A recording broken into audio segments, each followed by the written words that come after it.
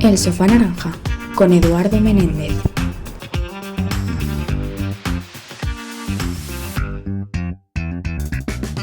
Bueno, buenos días. Hoy tenemos la suerte de tener en el sofá naranja a Eduardo Menéndez. Para poner en contexto a todos nuestros oyentes, Eduardo es licenciado en Ciencias Económicas y Empresariales por la rama de Economía de la Empresa por la Universidad de Oviedo en el año 91, doctor por la Universidad de Oviedo también con la estructura de capital de la empresa y los mercados de factores y productos en el año 2000 y profesor titular de Economía Financiera y Contabilidad desde el año 2002. Nuestro invitado, además, ha sido reconocido con varios premios como el Premio Extraordinario de Doctorado en Dirección de Empresas o el Premio AECA para artículos sobre contabilidad y administración de empresas, con el artículo que seguro que muchos de mis compañeros de Economía Financiera recordarán, El inversor y el síndrome de Segismundo. Cuéntanos, Eduardo, ¿qué querías ser de pequeño?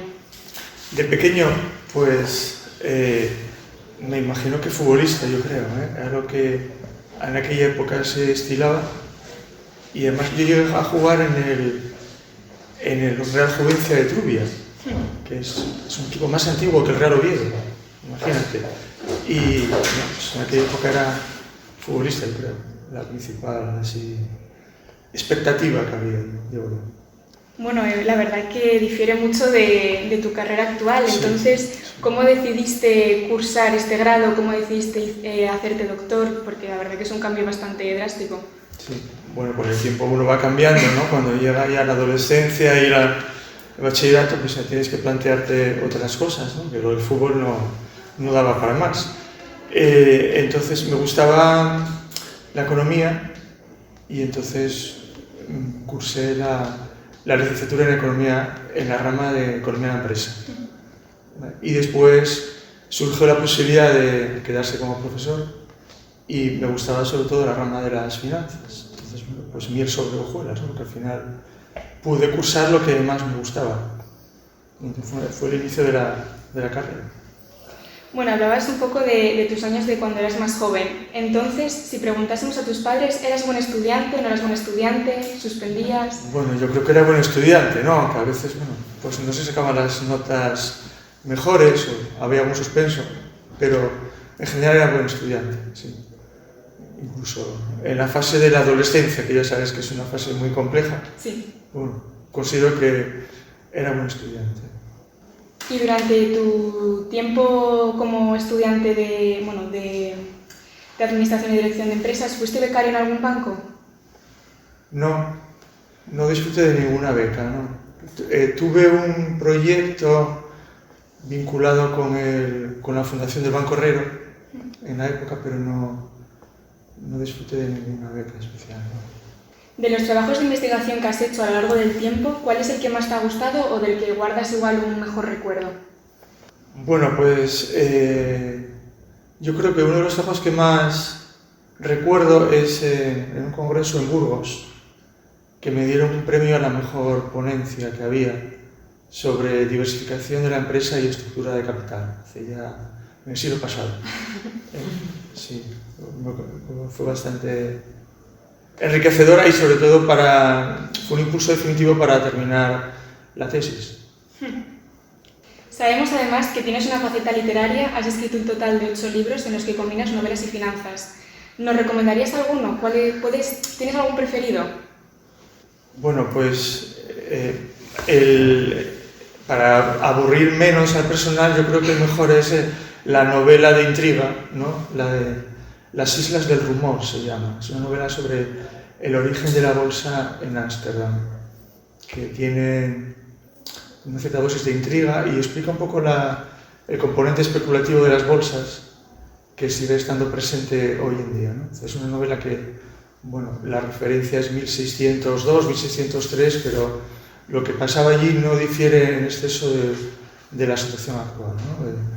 Inversores que especulan a la baja, inversores con información privilegiada. Pues yo creo que podría ser interesante para un alumno que le guste la bolsa.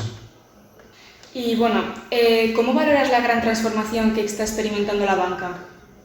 Bueno, la banca siempre está en constante transformación, ¿no? Ahora pues tenemos una banca mucho más digital, mucho más transaccional, pero que ha perdido la relación personal con el cliente, ¿no? Sí. Desde los años 80 hacia acá, pues la relación con el cliente se ha deteriorado drásticamente. Entonces, bueno, ahí es un cambio considerable. Y está dejando de lado a muchos clientes que no tienen esas capacidades digitales que se demandan, y el trato personal ha dejado bastante que desear, salvo algunas entidades. Es una banca más impersonal que lo era antiguamente. Y la tendencia es que cada vez será más impersonal, ¿no? Cierre de oficinas, te obligan a hacer todas las operaciones por internet o a través de un cajero automático. El vínculo personal que había entre el director del banco, el banquero personal y el cliente prácticamente está desapareciendo. Bueno, una de las asignaturas que impartes es Economía Financiera, y próximamente en la EPI se va a realizar un taller que proporciona esta universidad. ¿Crees que este tipo de actividades nos puede acercar a este campo, o qué ideas o actividades tienes tú para los estudiantes? Bueno, pues sí, cualquier tipo de iniciativa que fomente la cultura financiera en cualquier ámbito, pues es bienvenida, ¿no?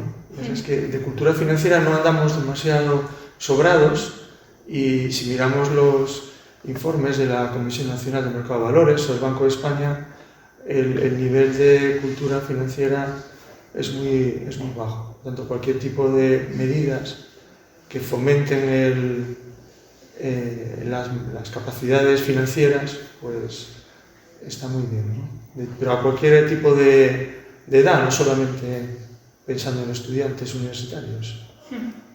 Sí, justo, luego te iba a preguntar acerca de esto, de que cada vez las personas igual no tienen mucha cultura financiera, y claro, esto es muy peligroso porque al final todo el mundo va a acabar acudiendo a un banco a pedir un préstamo, a pedir una hipoteca. ¿Cómo crees que esto crees que va a ir a peor? ¿Crees que los jóvenes como nosotros vamos a tener cada vez más cultura financiera o no? ¿Cómo lo ves? Hombre, vosotros sin duda vais a tener cada vez más cultura financiera, o sea, es por encima de la media, la mediana, la moda y todo lo que queráis. Pero es cierto que no es que haya repuntado en exceso la cultura financiera. En las últimas encuestas, como la encuesta de competencias financieras que hace el Banco de España, ha habido ciertos incrementos, pero no son demasiado apreciables. Y es curioso que el rango de personas que tienen más cultura financiera está entre los 45 y los 65 años. O sea, bueno, lógicamente las personas mayores no tienen esa cultura, lógico, ¿no? Por la educación que hubo hace muchos años y demás, pero también es curioso que por debajo de los 45 tampoco hay una cultura demasiado desarrollada. Y con independencia de lo que se dedique una persona en la vida laboral, tendrá que enfrentarse a un banco para solicitar un préstamo, para invertir, seleccionar un fondo de inversión.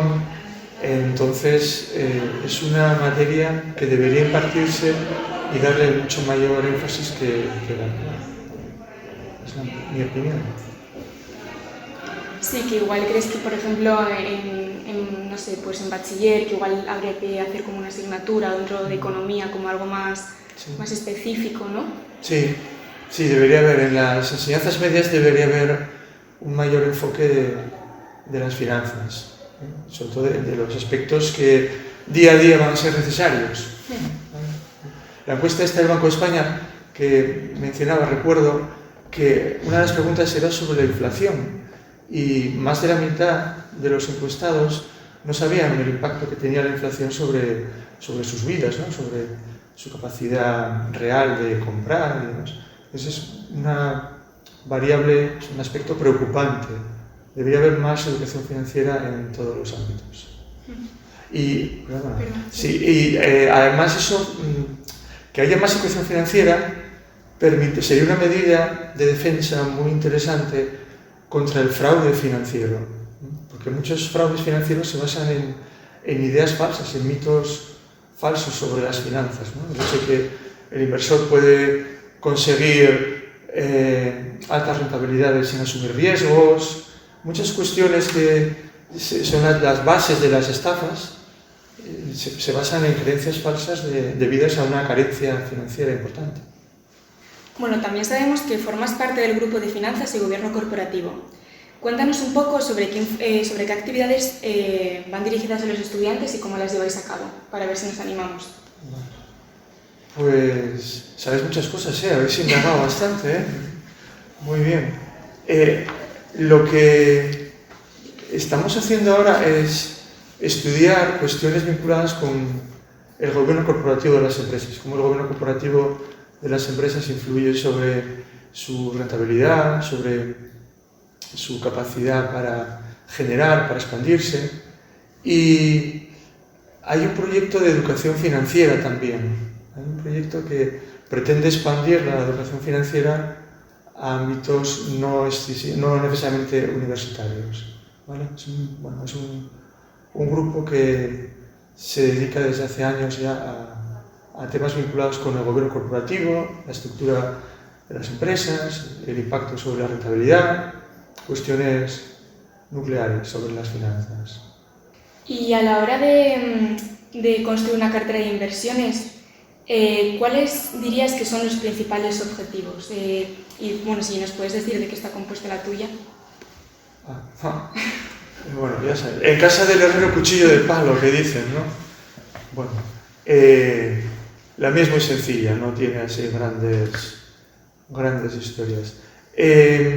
Para construir una cartera, lo fundamental es saber cuál es el objetivo que tienes y el horizonte de inversión. ¿De acuerdo? Que no es lo mismo diseñar una cartera si tu propósito es acumular un capital para poder, por ejemplo, financiar la carrera de tus hijos, o quieres generar una renta para poder hacer frente o servir de complemento a las pensiones de la Seguridad Social, o si quieres rentabilizar un exceso temporal de tesorería a 1 año, 2 años, dependerá un poco del tipo de objetivo que pretendas alcanzar, ¿de acuerdo? Y además también es muy importante tu experiencia previa y tu tolerancia hacia el riesgo. En función de tu perfil de riesgo, pues serías capaz de asumir más o menos quebrantos o pérdidas temporales, ¿no? Hay que tener en cuenta una serie de factores. Tu situación financiera, por supuesto, tu objetivo de inversión y tu perfil o tolerancia al riesgo. Entonces, con ese tipo de variables se puede diseñar una cartera ajustada a tus necesidades. Y bueno, hablando sobre las carteras de inversiones, de cara al futuro, especialmente con la llegada de las nuevas tecnologías y los cambios en los mercados financieros, ¿cómo crees que va a ser la evolución de las carteras de inversiones? Bueno, las carteras ahora ya están en gran medida automatizadas, ¿no? Ya hay robo-advisors y ya hay entidades que ofrecen cestas de fondos ya perfiladas en función del perfil de riesgo del inversor, si es conservador, si tiene un perfil moderado o un perfil arriesgado, con lo cual ya hay una importante automatización de todos los procesos de diseño de carteras. La llegada de la inteligencia artificial más bien es una realidad, y de cara al alumnado, ¿crees que nos puede favorecer a que seamos más productivos o solo nos incentivará a que nos esforcemos menos? Bueno, como casi todas las tecnologías, pues la inteligencia artificial tiene siempre su doble vertiente, según cómo la utilicemos.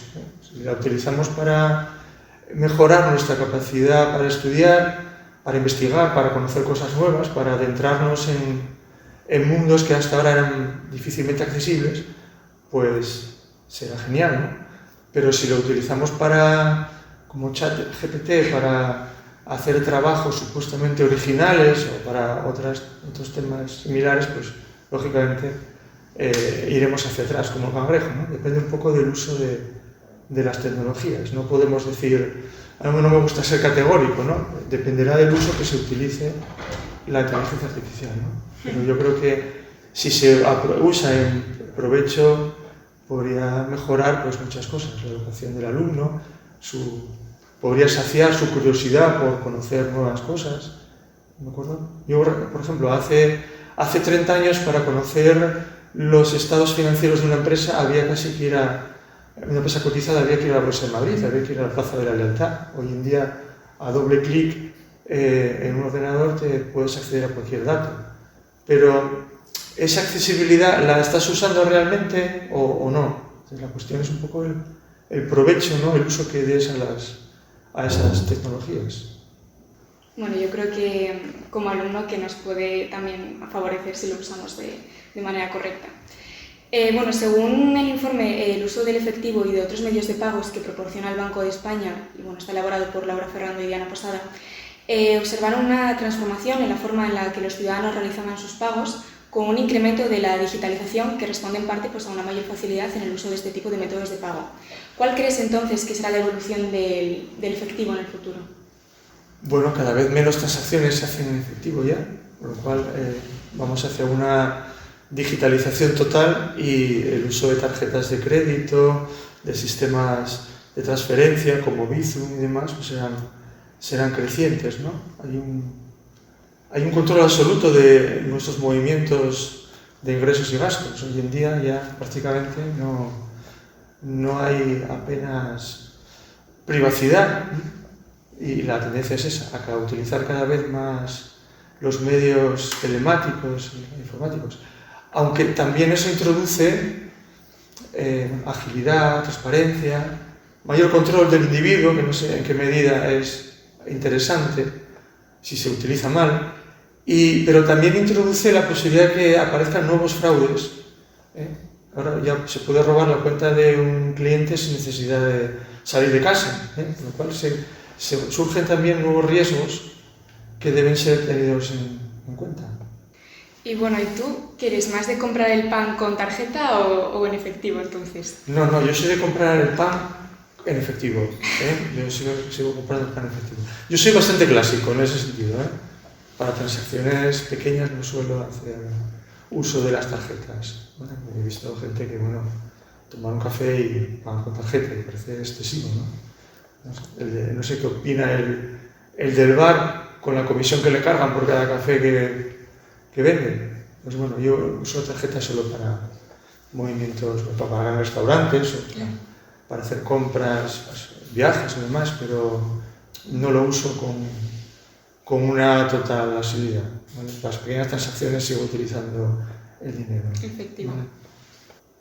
Bueno, y ahora te vamos a hacer unas preguntas un poco más de actualidad. La primera, antes nos hablabas sobre la bolsa de Ámsterdam.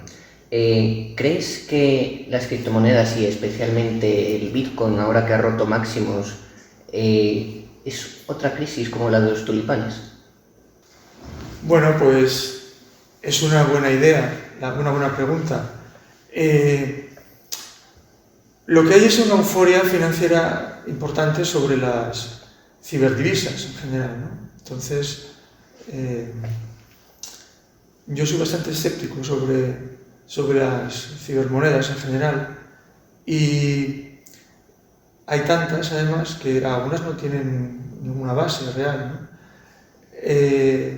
Y es posible que surja una burbuja, que surja, ya existe, es posible que explote próximamente, es probable.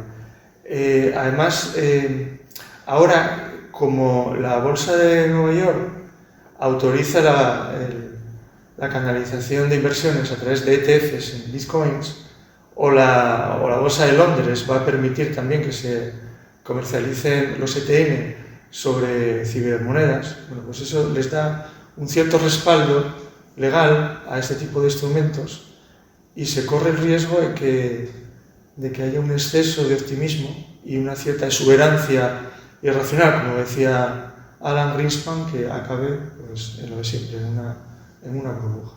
¿Vale? Bueno, pero las burbujas es algo inherente a los mercados financieros, es algo que siempre pasó y pasará.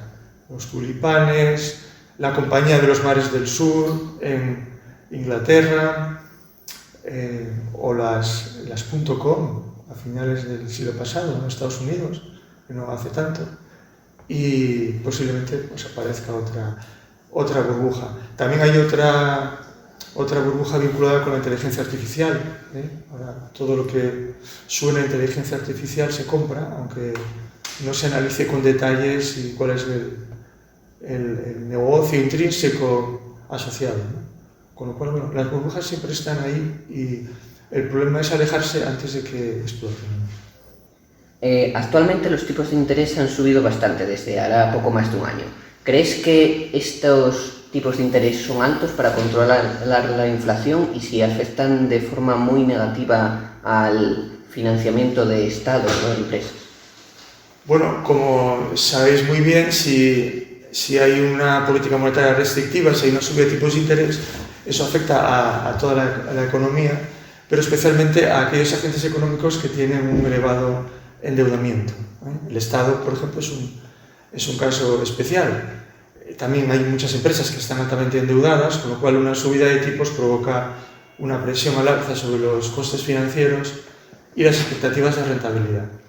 Pero bueno, ahora actualmente el contexto es justo el contrario. La tendencia es que a lo largo de este año las previsiones es que los tipos de interés se relajen. Tanto Jerome Powell como Christine Lagarde están anunciando próximas reducciones de tipos de interés en la medida en que se esté controlando ya la tasa de inflación, ¿vale? Por tanto, en principio, la tendencia es a la relajación de los tipos de interés en los próximos meses.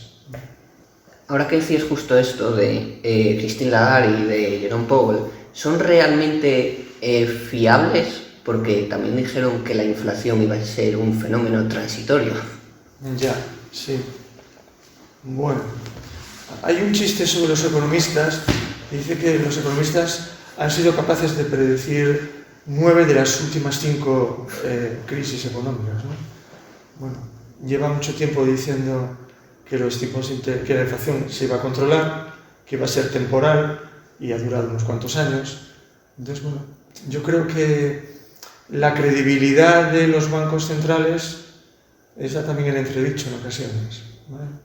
Christine Lagarde no se caracteriza por decir frases contundentes que al final tengan su reflejo en la realidad. No es Mario Draghi, es otra cosa. Vale, y por último, estamos viendo en la bolsa española un fenómeno un poco peculiar. Grifols, ¿qué le está pasando a esta empresa? Me lo temía esta pregunta, me la temía. Bueno, sobre Grifols es un auténtico vodevil, ¿no? Es una historia maravillosa. Como sabéis, la cuestión es que hay una incertidumbre sobre la contabilidad de esa compañía a raíz de un informe que elaboró un broker americano. La cuestión es que hay operaciones vinculadas entre la empresa y accionistas significativos y hay falta de transparencia al respecto. Entonces, mientras no se resuelva ese tema, cuáles son las implicaciones y cuál es ese núcleo de relaciones contractuales, financieras, comerciales que hay entre la empresa y las partes vinculadas, pues no se acabará de resolver el asunto, ¿eh? Por eso la empresa es pasto de especulaciones, tanto al alza como a la baja en las últimas semanas. Un día cae un 15%, otro día se recupera, otro día vuelve a caer. Y bueno, pues es un tema que está todavía en el aire y no parece que se vaya a resolver a corto plazo, puesto que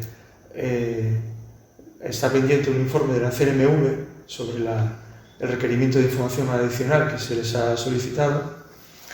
Y mientras no se resuelva esa cuestión, pues imagino que la incertidumbre continuará, ¿vale? Pero bueno, además la empresa tampoco ayuda demasiado con su estrategia, que esto de presentar las cuentas sin que un consejero las firme, o presentar las cuentas inicialmente sin que la compañía auditora anexe el informe de auditoría, pues no parece que ayude mucho a este tipo de arreglos, ¿no? Con lo cual es una empresa, bueno, que está ahí. Y también lo que parece inaudito es que después de más de un mes todavía no haya un informe definitivo sobre las partes vinculadas, las operaciones con esa compañía. Es Scranton, que está domiciliada en Holanda y que al parecer está controlada por el grupo familiar, ¿vale? Es un poco... Mientras no se resuelva la incertidumbre, como sabéis, pues el mercado se mueve con expectativas sin tener una dirección claramente prefijada, ¿vale? Así que nada, habrá que esperar a ver qué resuelven, ¿eh? Y quiénes son los accionistas y demás, ¿vale? Además, es una empresa que introduce ingredientes también de alto riesgo. Por ejemplo, está muy endeudada, se cuestiona su capacidad de generación de caja, se cuestiona por algunos analistas su capacidad para hacer frente a vencimientos de deuda en los próximos meses, con lo cual tiene todos los ingredientes para que sea la estrella o la estrellada de la bolsa. Sí, antes nos hablabas de los bancos centrales y de la inflación. ¿Crees que la llegada de Milei a Argentina acabará con la inflación? Si al final se llevaba a cabo la dolarización. Pues no lo sé. Milei es un experimento económico, financiero, social en Argentina y a saber cómo termina. Para dolarizar la economía, para empezar, el Tesoro tiene que tener dólares. Entonces, bueno, es una dolarización peculiar. Y los argentinos ya desde hace décadas, la economía está muy dolarizada. Tú, si quieres comprar una vivienda, no aceptan pesos. Y los argentinos invierten fundamentalmente en dólares, porque saben que su moneda se devalúa o se deprecia con gran frecuencia. Acordémonos que hubo un presidente argentino que tuvo que salir de la Casa Rosada no por piernas sino en helicóptero, y hubo una época del corralito, del corralón, se suspendió los reembolsos de depósitos en dólares y demás, con lo cual la economía argentina ya está muy dolarizada. Cuestión distinta es que sea capaz de corregir el rumbo. Es una economía devastada por décadas de peronismo, y me parece que va a ser muy difícil y va a tener muchas fuerzas en contra para lograr la estabilidad económica y social. Me parece que es un ejemplo interesante, un caso interesante a seguir en los próximos meses, años. Pero no me atrevo a pronunciarme sobre si será capaz de llegar a ese objetivo final. Pero bueno, ha habido paradojas interesantes. Por ejemplo, hace unos días leí que el peso se estaba apreciando respecto al dólar por primera vez en décadas, ¿no? Una especie de pequeño signo de confianza en el cambio de rumbo en la estrategia económica. Pero bueno, es muy pronto todavía para pronunciarse. Bueno, ahora te vamos a hacer un juego, porque como hablas mucho en clase de la CMNV y sus guías, te vamos a dar el título de las guías y nos tienes que decir a ver para qué caso las usamos cada uno. Vamos a empezar por una sencilla. Si te hablamos de una entidad o un negocio que actúa al margen de la legalidad, ¿qué guía nos recomendarías? Hombre, la guía de los chiringuitos financieros, yo creo que es la más apropiada. Las técnicas de persuasión que usan los chiringuitos financieros para convencernos de la bondad de las inversiones en los mercados financieros. Si te hablamos de una herramienta que debe ser imparcial y clara, ¿con cuál podrías identificarla? Una herramienta imparcial y clara. No engañosa. Vale. Te refieres a la publicidad financiera, ¿no? A la necesidad de distinguir entre lo que es la información financiera pura y dura que aparece en los registros oficiales y la publicidad financiera que en ocasiones incorpora ciertos sesgos favorables, que refleja las bondades del producto, pero oculta en parte los riesgos asociados. ¿Qué guía nos indica que en el caso de acudir a un profesional, este nos realizará el llamado evaluación o test de idoneidad? Bueno, hay varias, pero yo creo que la más apropiada es la guía que nos permite ver el perfil, conocer el perfil de riesgo del inversor. Aunque esa recomendación aparece en muchas otras guías, pero en esa yo creo que es la más apropiada. Bueno, de momento llevas 3 de 5. ¿Y si te hablamos de los criterios ASG? Los criterios ASG está vinculada con la guía de las finanzas sostenibles, criterios ambientales, sociales y de gobierno corporativo a la hora de seleccionar inversiones. Y ya la última, ¿qué guía nos muestra las ventajas que tiene invertir en una compañía cotizada?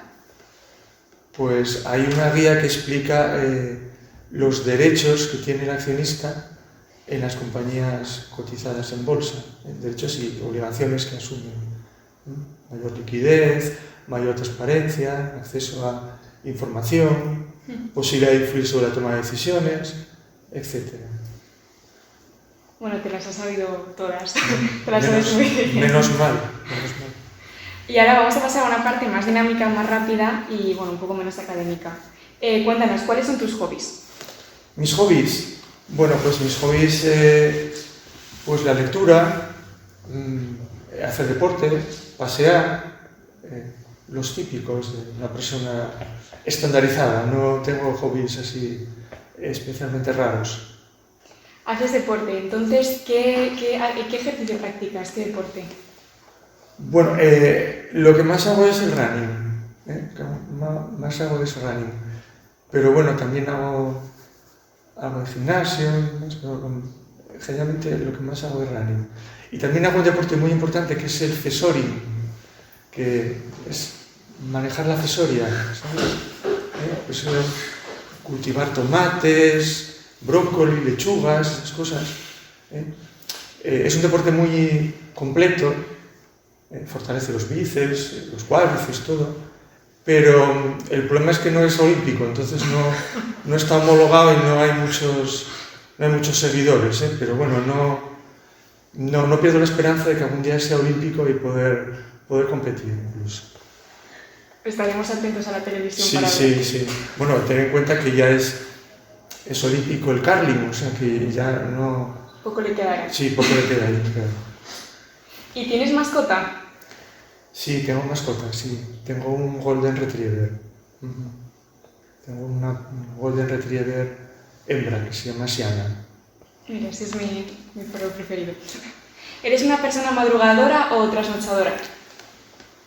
Bueno, pues por obligación soy madrugadora y por devoción soy trasnochadora. Es difícil de equilibrar, pero bueno. Me gusta trabajar por la noche también. A veces viene la inspiración, llega a altas horas de la noche, entonces también lo utilizo a veces para escribir, para leer algo. ¿Recuerdas que compraste con tu primer sueldo? Pues no, la verdad es que no recuerdo lo que compré como el primer sueldo. No recuerdo, hace ya muchos años de aquello. Hace más de 30 años. O sea, yo soy casi como la obligación del Estado. Ya acaba de vencer los 30 años. O sea que no recuerdo haber comprado nada especial. Sí haber invitado a mis padres a una cena, una comida, pero no recuerdo haber hecho ninguna compra especial. No te voy a decir que compré una cesta de acciones del IBEX 35 ni nada de esto. ¿Coleccionas algo? No colecciono nada. Me gustan mucho los bolígrafos y los lápices y estas cosas, material de oficina. Siempre que hago un viaje siempre traigo algún bolígrafo, algún lápiz así conmemorativo y eso. Pero aparte de eso no colecciono nada. ¿Nos podrías decir cuál es el mejor regalo que has recibido? Pues no sabría decirte, no sé. Algún viaje, yo creo. Alguna sorpresa de realizar algún viaje por Europa. Yo creo que es a Viena, una cosa de estas. O Italia. Yo creo que es uno de los regalos más bonitos que he recibido. Y a la hora de regalar, ¿qué te gustan más? ¿Que te regalen a ti o tú regalar? Preparar tú la sorpresa. Hombre, más que te regalen, ¿no? Yo creo, ¿no? Bueno, también tiene su satisfacción que regalar a otra persona, También hay economías filantrópicas también, Hay gente que tiene placer por el hecho de regalar o ver que otra persona se sienta bien, ¿no? Pero bueno, las dos cosas están bien, yo creo. De vez en cuando también hay que hacer algún regalo para reconocer la amistad o para reconocer pues, algún tipo de ayuda que ha recibido. Las dos cosas. Regalar y que te regalen. ¿Y nos podrías decir cuál es tu película favorita? O bueno, si eres más de series, pues tu serie preferida. Mi película favorita, ¿relacionada con las finanzas o en general? En general y relacionada con las finanzas. Vale. Bueno, hay muchísimas películas, no sé. A mí me gusta mucho Casablanca. Casablanca. Siempre pienso que ella al final se va a quedar con Rick, aunque al final se marcha en el avión, pero yo la he visto muchas veces. Casablanca es uno de los clásicos. Me gusta mucho ver El Fugitivo. La película esta del Fugitivo lo veo muchas veces. Siempre que enciendes la tele, a lo mejor hay una cadena donde echan El Fugitivo, aunque ya la he visto, me gusta volver a verla. Y después de relacionadas con las finanzas, la que aconsejaría además, yo creo, es la de Wall Street, la de Michael Douglas. Sí. La de los años 80 y algo, 87, 88. Yo creo que es el reflejo de una época y no conviene olvidarse porque esos episodios aparecen de vez en cuando. Entonces, la Wall Street es una de las más adecuadas para eso. Y después hay otro clásico, uno es muy clásico, que es una película de Frank Capra que ponen todas las navidades, que es Qué bello es vivir, donde es la historia de un banquero.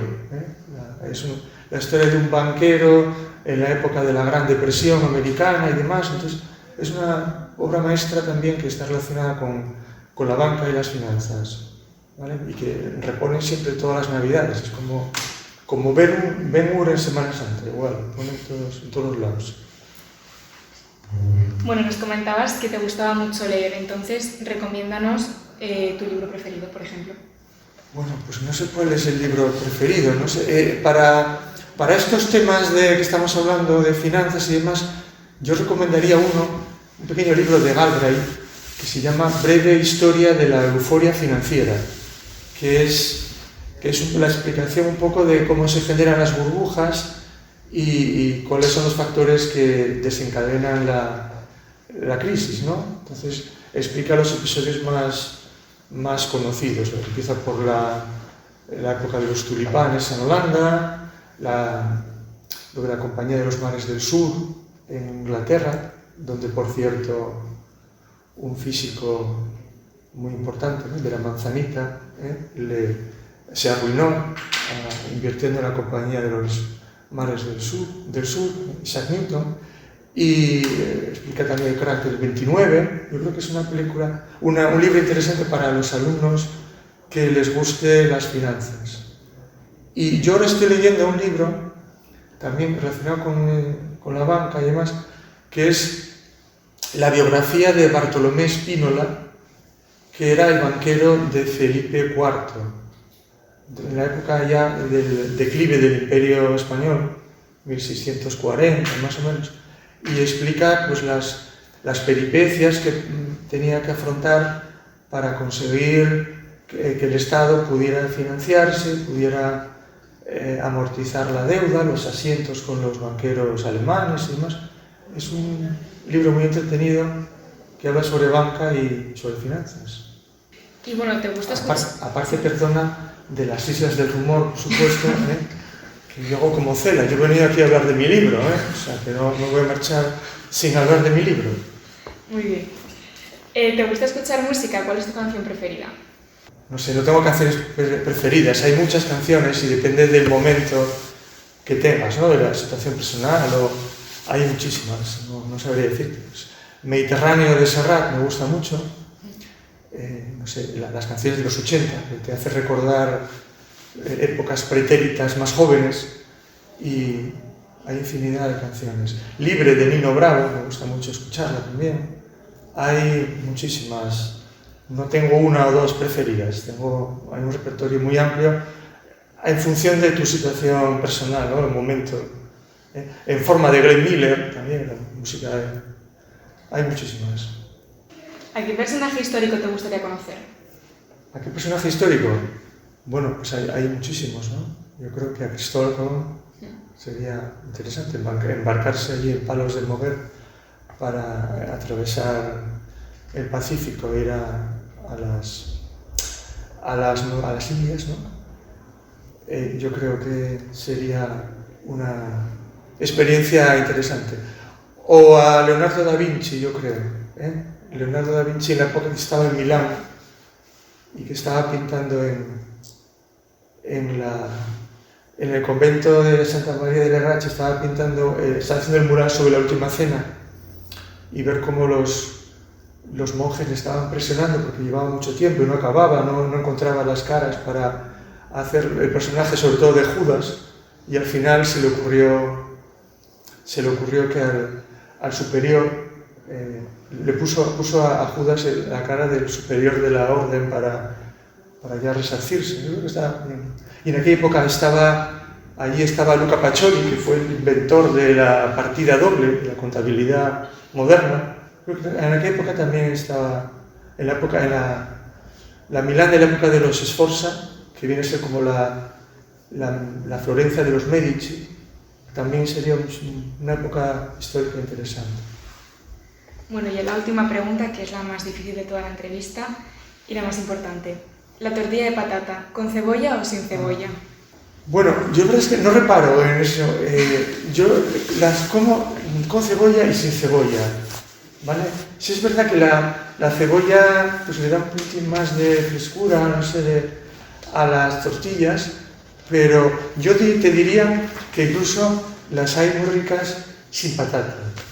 Por ejemplo, esa tortilla de camarones que hacen en Cádiz no necesita ni patata, ni cebolla, ni nada. O la tortilla esta gallega que hace muy poco hecha, sí, que no lleva cebolla, también está muy rica. O sea, hay infinidad de tortillas, hay para todos los gustos.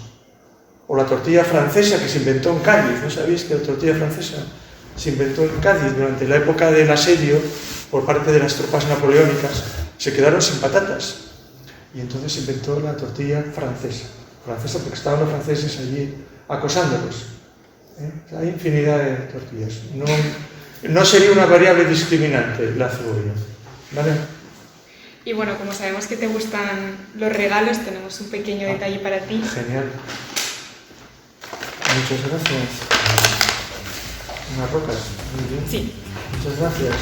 Y bueno, hasta aquí la entrevista de hoy. Muchas gracias, Eduardo, por aceptar nuestra invitación y nos ha gustado mucho pasar el tiempo contigo y conocerte un poco más. Muy bien, un placer.